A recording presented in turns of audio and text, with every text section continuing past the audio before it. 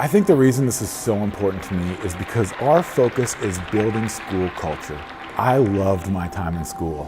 And anytime I'm on the road and I meet a student that's in pain, even when I meet adults that tell me things like, I'd never go back to middle school, or high school was the worst time of my life, it just pains me. And the students I meet on the road that feel bullied, they feel isolated, they feel targeted, they literally feel like they're the only one going through it. But what I've found in my travels is that that's not true. Please stand and remain standing if you've ever been punched, kicked, tripped, or shoved on purpose by someone else. Stand up if that's ever happened to you. All of us have been through it before. And if we're willing to be honest about it, if we're willing to kind of take that mask off and really talk about these hard issues, we start to find that we have more in common than we think. So how do we build school culture? If you are great with your messaging on campus, you have a strong activity program, and you are driving people to live in relationship with each other, you will start building that connected campus. We want to create an interactive environment for you and your staff to really talk about school culture and talk about these social emotional needs.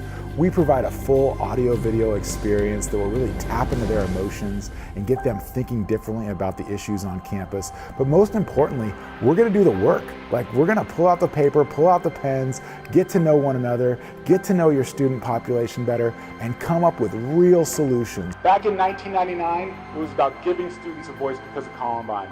And that's what Teen Truth is today. It's all about giving students a voice. One of the things I enjoyed about this presentation was the fact that it brought to focus that it has to be student-driven. Really empower our students to be the difference. He clearly has energy and he's very passionate and organized about what he's talking about and has a good system to follow. I want to share with you one last story. My friend's name is Ryan Bellflower.